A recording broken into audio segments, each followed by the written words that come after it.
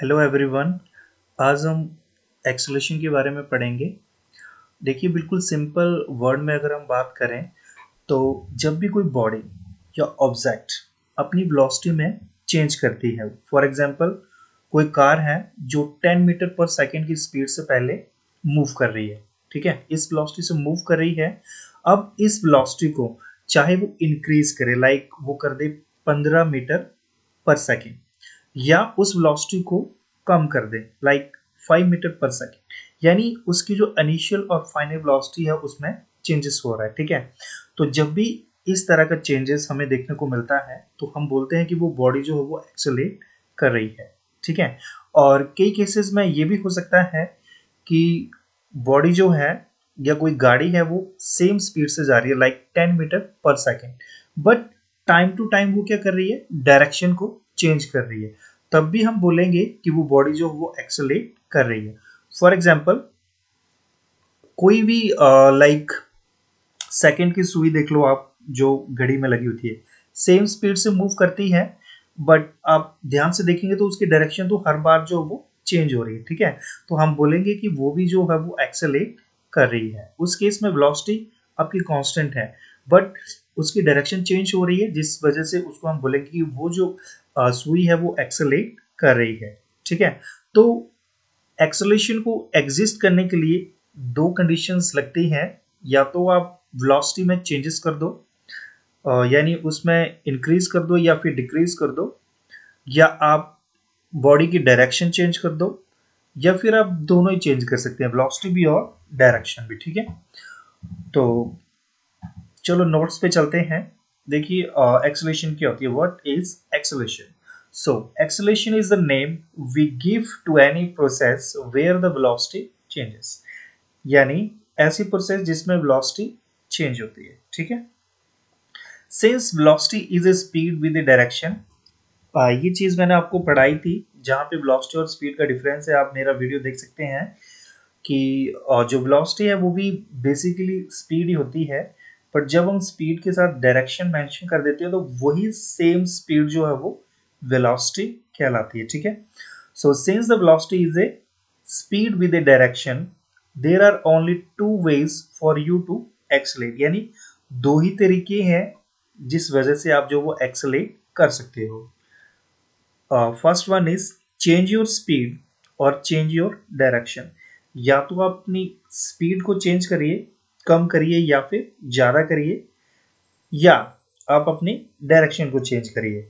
और सेकेंडली आप दोनों को भी चेंज कर सकते हैं, ठीक है।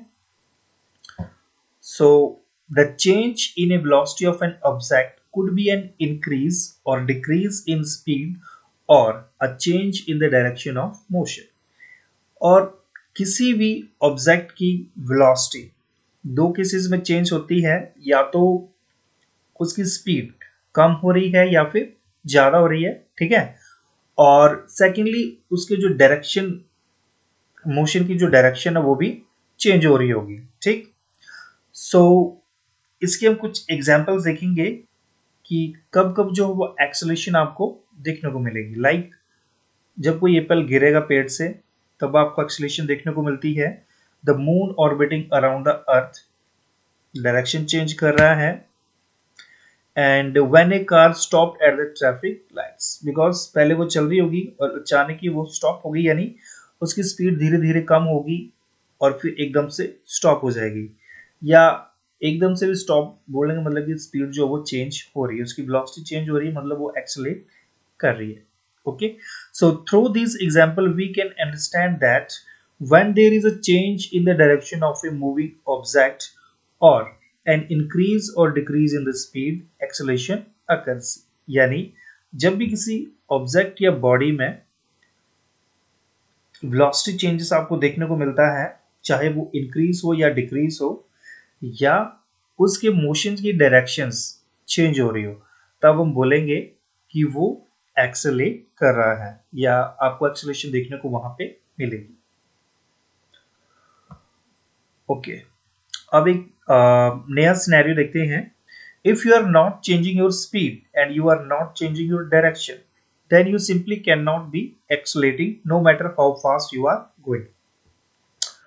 अगर आप एक कांस्टेंट स्पीड से एक ही डायरेक्शन में मूव कर रहे हैं, लाइक स्ट्रेट लाइन में आप मूव कर रहे हैं, तो उस केस में ना तो आपकी डायरेक्शन चेंज हो रही है ना वेलोसिटी चेंज हो रही है, तो मतलब आप एक्सेलरेट नहीं कर रहे हैं, बेशक आप कितनी मर्जी स्पीड से जा रहे हो।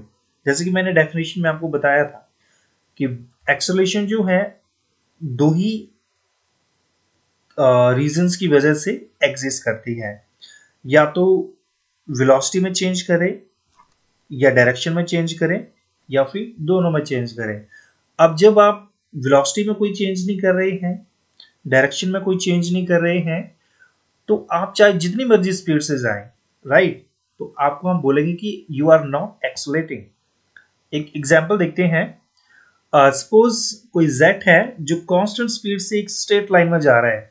अब स्पीड तो उसकी है 800 पर माइल्स 800 माइल्स पर आवर, इतनी स्पीड से वो जा रहा है, बट एक ही डायरेक्शन में जा रहा है और एक ही स्पीड से वो जा रहा है, ठीक है, कॉन्स्टेंटली मूव कर रहे हैं इन द सेम डायरेक्शन।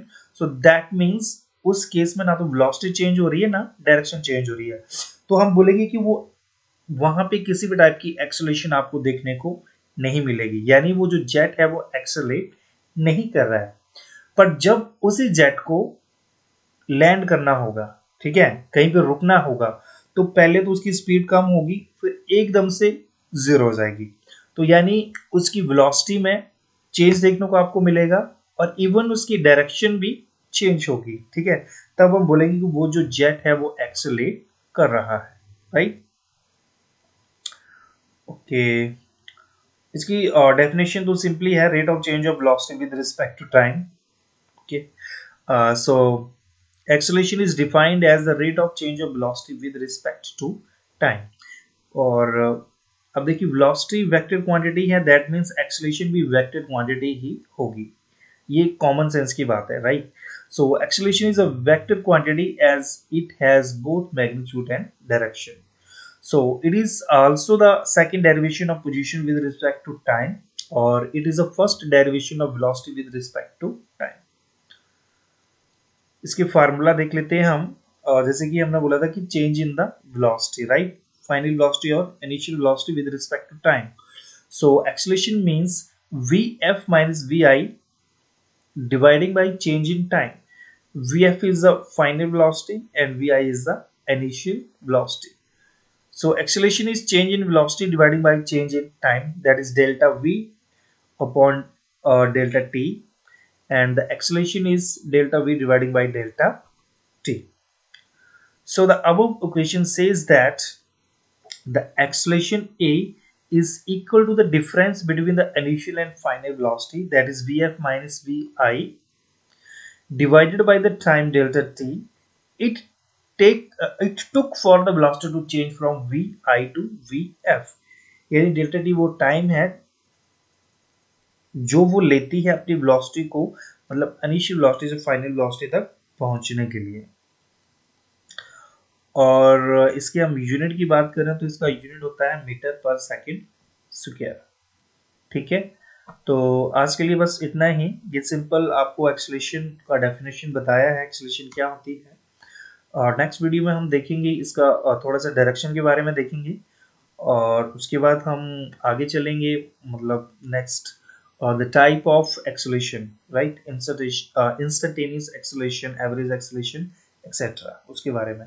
पर छोड़ो परे, फिलहाल आप एक्सेलरेशन पे कॉन्सेंट्रेट करो, ठीक है। Thank you for watching.